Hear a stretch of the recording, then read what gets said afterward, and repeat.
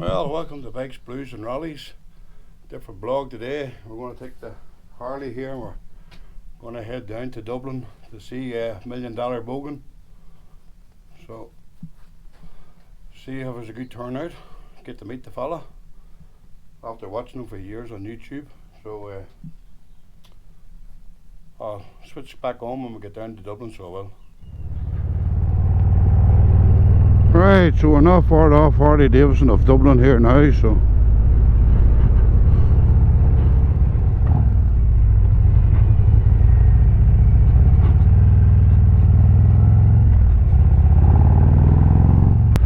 it's a bit early yet, I think.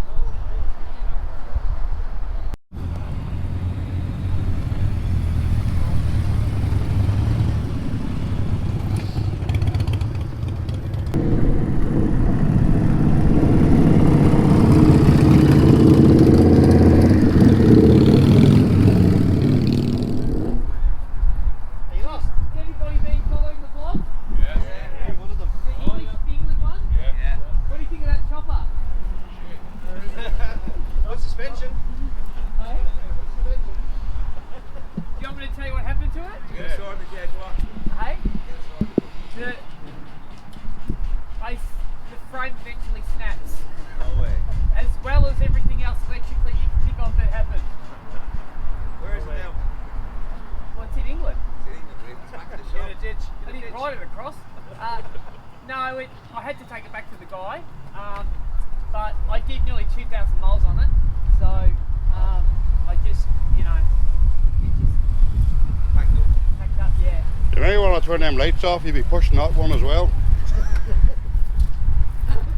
Well, have you broken this point? No, it's rental. Still break it, won't it? No, I won't break it. You know these. So I've been nearly 5 days in Ireland. I've loved it. I've done all the west coast, and I just did the bridge yesterday. You know the bridge, Harry? Yeah. So that was really good. And I think the north that west coast is just the prettiest. I haven't been able to see everything, so but yeah. I feel a bit awkward today because I feel like I don't want to hijack the event that's on. Too late. Is there... What are you Too late. What event? Hey? What? Oh, I didn't... What the fuck is that? The next ride.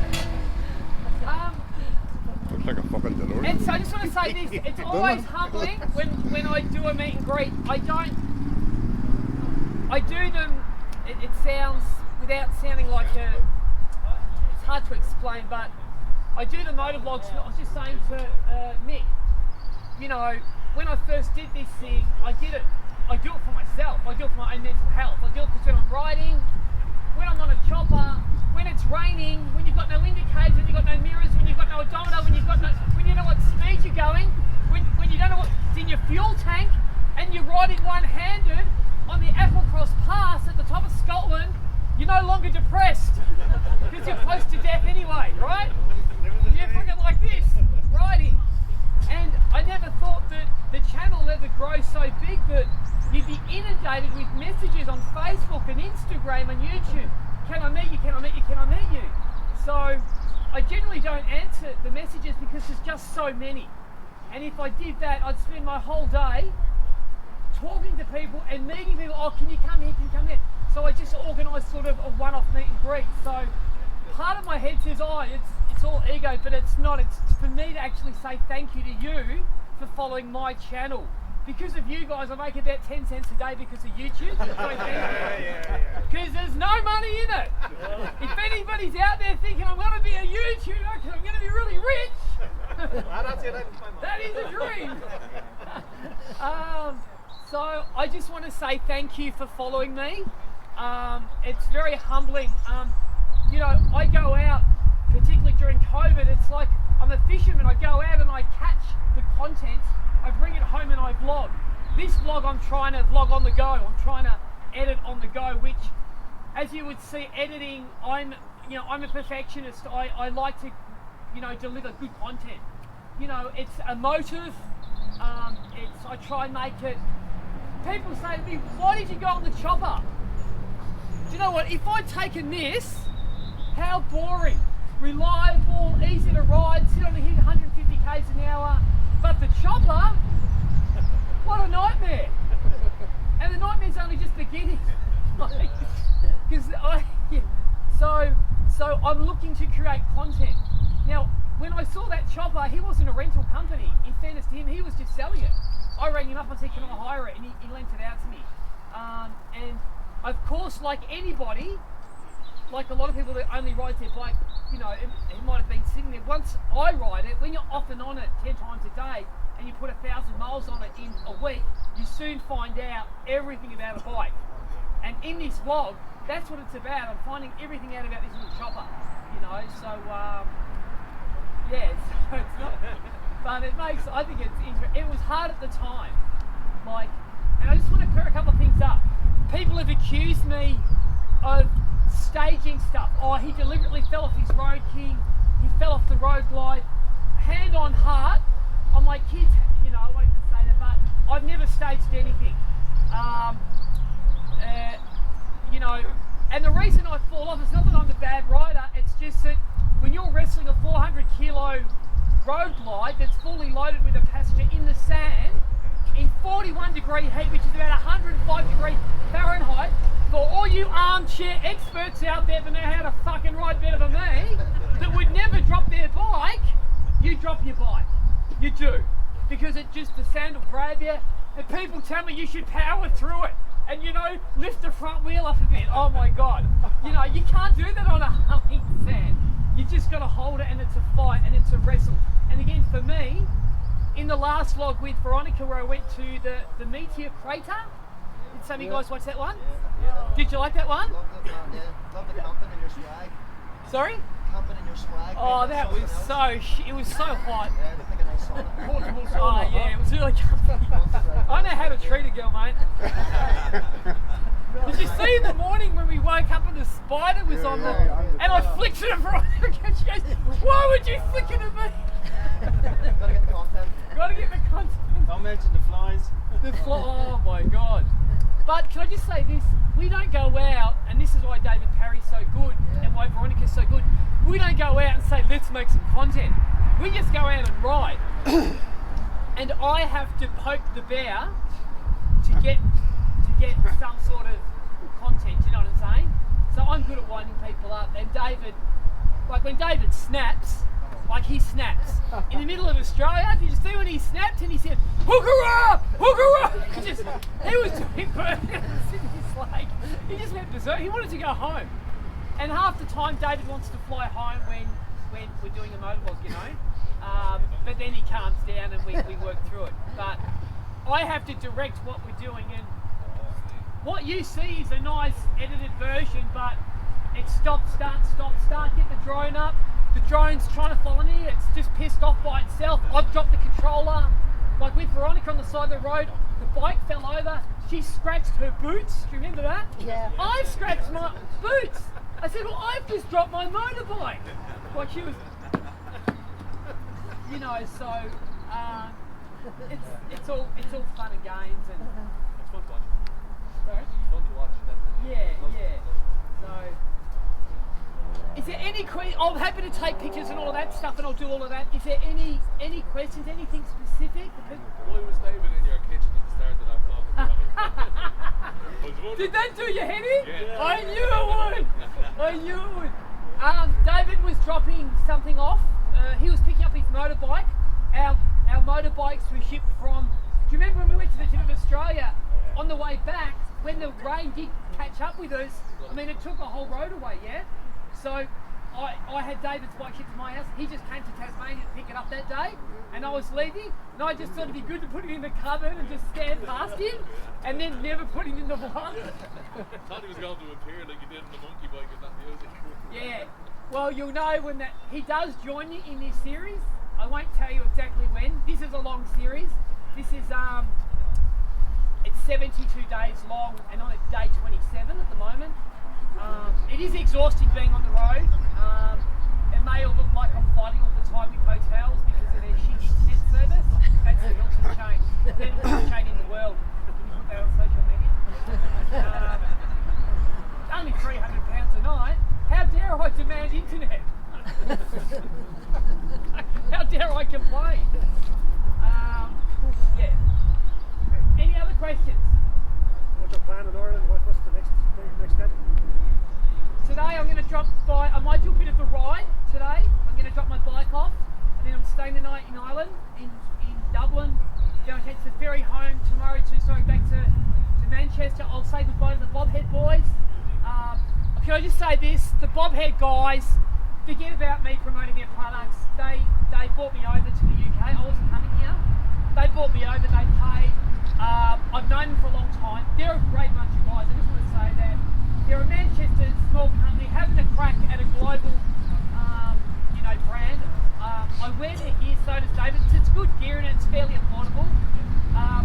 But Tuesday morning, so I go to tomorrow, I'm back in England. Tuesday morning I fly to Los Angeles. I've had my Road King shipped there, it's in a warehouse. And I ride to Matt Laidlaw, so I'm hooking up with Matt, we're doing a podcast, doing a big meet and greet there. That's the only meet and greet I'm doing in the US. Then I ride south, then I'm in Mexico for 5 weeks. And let's just say I pick up a couple of people along the way. And me and Parry are going to wear bulletproof vests. Because we are. He's shitting himself about Mexico. Bring your BB gun next time. BB gun? Bring that like Alaska. Did you like that? When we choked everybody out in the thing. Just the bear spray with Perry wanted to do a circle around your tent to keep you safe. That's legendary thinking. There's been some funny stuff. Oh, man, great to see, man. Inspiring. He's a good guy, David. He's a really good guy. Rights off each other well, man. Yeah. And do you know what? If he wanted to, a lot of people say, can I come for a ride with you? Can I come on the vlog? You get people that, because I'm filming and it goes on YouTube, they just want to be all about them. And that doesn't work. You want, Veronica's natural. She tells me to get fucked all the time. I've never met a woman that swears so much as her. I've got to tell her to tone it down. Fuck off, Daddy. Oh. And David just doesn't speak. He just looks at me. So to capture that is, David looks like he's a volcano about to explode. I mean, he is the loose cannon. So, yeah. He's a good guy. Anything else you want to ask? Now's the time. Probably never see me again. Probably thinking that's a good thing. Hey? Well, I'm not into challenges. Yeah. I want to see, can you get him to laugh? Oh, yeah. He looks like an undertaker and he's riding a beautiful motorcycle. I agree. Matt is very monotone, but what I agree, and I think when Matt meets me, I'm going to make a deal with the podcast that he doesn't edit out what I say, because I'm going to talk about Harley-Davidson. Settle for a grin or a smile, but something anyway. The good thing about Matt is he's quite informative about stuff we need to know, so I watch him because of that. But as a regards for having fun, we're going to ride to San Diego together. I don't know how that's going to go with me. He looks like an undertaker, I'm sorry for your loss, but they didn't suffer. And he doesn't change. Yeah. Deadpan. He's very, some people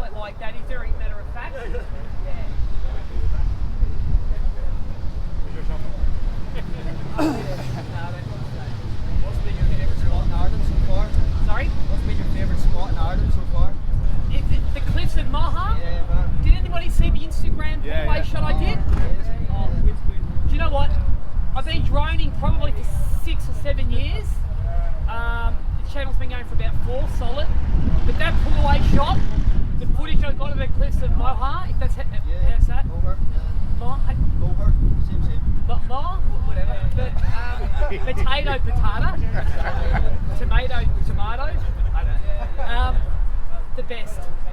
I have liked out of Scotland. Look, England, the Lake District was beautiful. Scotland, up the top there, you know, the Applecross Pass. Anybody done that pass? Yeah, beautiful. Scotland, Ireland for me, the Cliffs of Moher, and also I went to Keen's Beach. I've got the newest drone, which it could not. I've never seen my drone in sport mode, which can do about 80 k's an hour, flying reverse because it couldn't go through the wind. So I'm filming it pulling away shot. It was so strong, but I still filmed it. I did crash it once, but I did save it. And I also did the Jurassic Coast down the bottom of England, southern England, and that was quite special as well. No barriers, just fall off the cliff. I would have been jumping.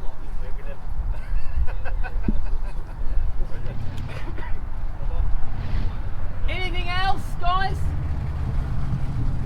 I just want to say thanks for meeting me. It's really humbling. It really is.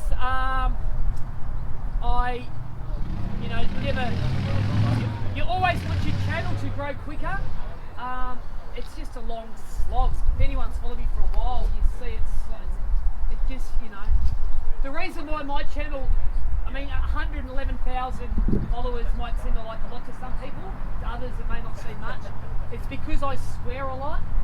I even used the C word in the last vlog because that was how it was. Who relates to that? It wasn't. But I could edit all that out. I could get rid of all the F's and C's, and the algorithm would actually pushes your content. But I refuse to do that. A bit like I refuse to toe the line with Harley-Davidson and say that they're road glides and when you pay so much money and they put the cheapest unit suspension on, it's not good enough. It's a bit like YouTube. I'm not going to change my channel. I'm not going to conform because it's who I am, and I want to keep it authentic. So sometimes people say to me, "Oh, you're an arsehole to Veronica. You treat David like shit."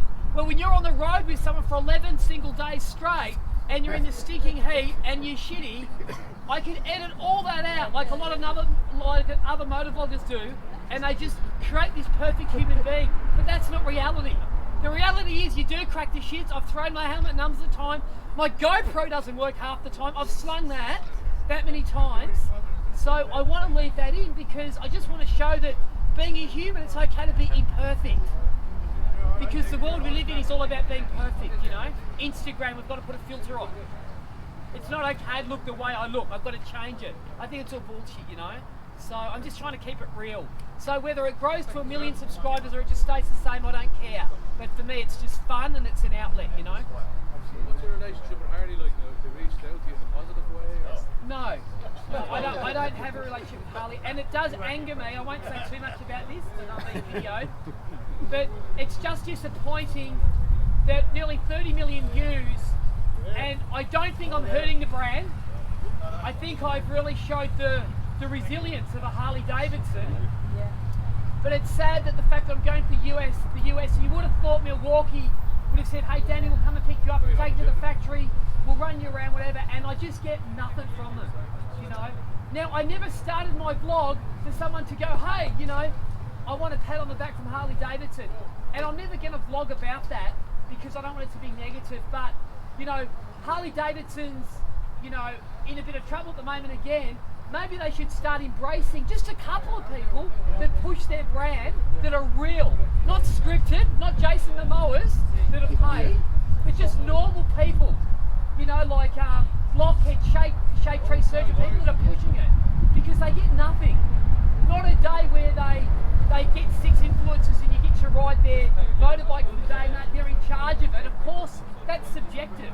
But get some real objective reviews, because the world we live in, and this is just my opinion, what Harley needs to realise is that we are moving into a world where people like myself are creating their own TV stations.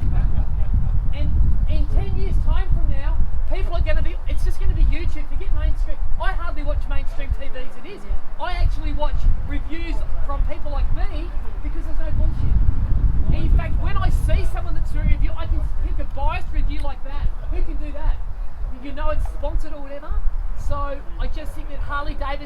They think their brand is so good that it'll just outlast anything. I don't believe that. No one stays at top forever. So I think with people like myself, they're missing an opportunity where they're just sort of doing that up, you know. And I'll give an example of it, and then I'll wrap up at this so I don't want to get too carried away with it. A very quick story, and this angered me a lot. My road king was being shipped to Los Angeles, and Olin's have just put out the new Screaming Eagle Olin's. So Harley have obviously done a deal with Olin's, yeah? They've got the rear. So I reached out to the Australian boss of Harley. Nice email, dear blah blah blah. How do you feel about putting on a set of rear shocks on my road king? I'm about to ride an extremely contested. Because another company has approached me, which was Wilbur's, to put them on for nothing. Thanks, Danny. Have a great time. This is something that Harley can't help you with. Good luck to you. So Wilbur's have come over from Germany. They're meeting me at Matt's. They're decking out the whole Road King with Wilbur's suspension, which is awesome suspension. It's really good. I've got it on my road glide. So that's just an example of, they could have said, sure, Danny, we'll stick a second, you know, a pair of Screaming Eagle Olin's on your bike, and you can show the world. Would that not be good promotion? Yeah. I mean, I'm a businessman. I run a business. Like, I just think they missed the point. They really missed that. They missed an opportunity there. So it's just ego from their end. We're better than any single person, but I reckon watch this space because I'm not going away. Afraid of you breaking them. Hey? Afraid of you breaking the shocks. Yeah, they are. They are. Probably. I don't know. But can I just say this? The Harley bikes, they're tough. My Road King it's a tough bike. I mean, you know, so I'm glad it's getting a pair of aftermarket shocks in it though. Probably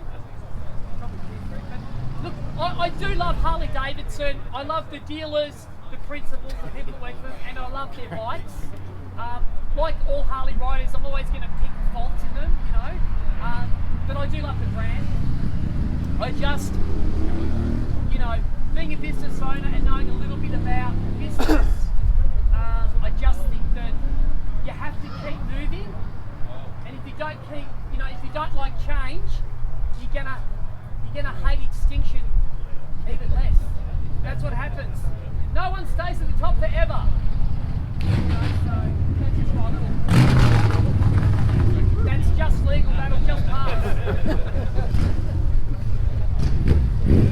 Are we all good? Yes, good. Anything next? Coming. Hang on, can I get that on video? Can we do that again? Hang on, can we do that again?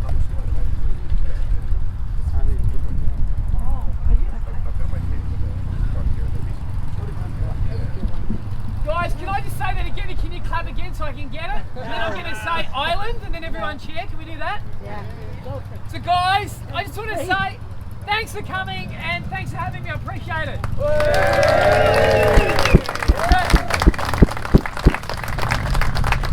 Island! Louder! Island!